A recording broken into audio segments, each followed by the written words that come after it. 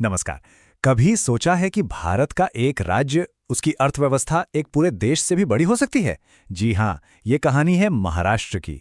आज हम यही समझने वाले हैं कि आखिर कैसे ये राज्य भारत का सबसे बड़ा इकोनॉमिक पावर हाउस बना, और वो क्या राज हैं जो ऐसे देश का सबसे अमीर राज्य बनाते हैं।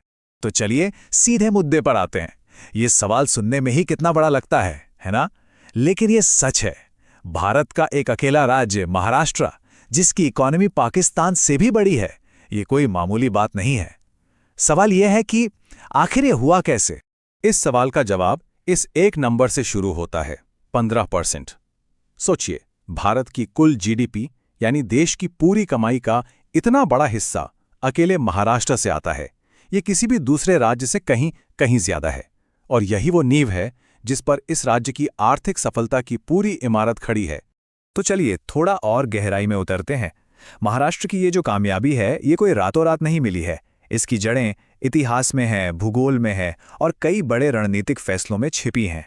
आइए उन बुनियादी वजहों को समझते हैं जिन्होंने इस इकोनॉमिक जायंट की नींव रखी। देखिए, कहानी शुरू होती है 1838 से, जब अंग्रेजों ने मुंबई के 7 द्वीपों को जोड़ना शुरू किया। उनका मकसद था एक बड़ा बंदरगाह शहर बनाना। फिर 1960 में महाराष्ट्र राज्य बना, और नई सरकार ने आते ही सबसे पहले खेती पर ध्यान दिया, खास तौर पर गन्ना और कपास जैसी नकदी फसलों पर। इन्हीं शुरुआती कदमों ने महाराष्ट्र के विकास की दिशा और रफ्तार दोनों तय कर दी। तो ये साफ है कि ये सफलता कोई तुक्का नहीं है।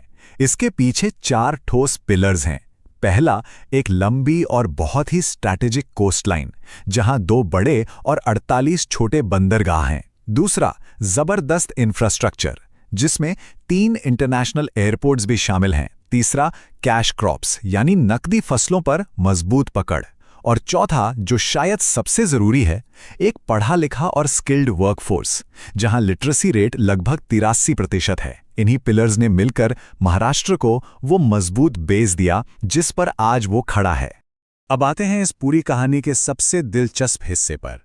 महाराष्ट्र की असली ताकत उसके 5 अलग अलग इकोनॉमिक जोन्स में छिपी है। ये किसी इंजन की तरह पूरे राज्य को खींचते हैं। तो चलिए एक सफर पर निकलते हैं और इन 5 इंजनों को थोड़ा करीब से देखते और समझते हैं। ये टेबल एक तरह से महाराष्ट्र का पूरा इकोनॉमिक नक्शा है। जरा ध्यान से देखिए, हर इलाके की अपनी एक अलग पहचान और ताकत है। टॉप पर है पुणे, जो आईटी और ऑटोमोबाइल का हब है और अकेले 24% का योगदान देता है। फिर है कोंकण, जिसमें मुंबई भी शामिल है। ये फाइनेंस और एंटरटेनमेंट का गढ़ है और करीब 20% का योगदान करता है। इनके बाद विदर्भ, नासिक और मराठवाड़ा आते हैं, जो पावर, इंडस्ट्री और खेती में मजबूत हैं। ये जो डाइवर्सिटी है ना, यही महाराष्ट्र की सबसे बड़ी ताकतों में से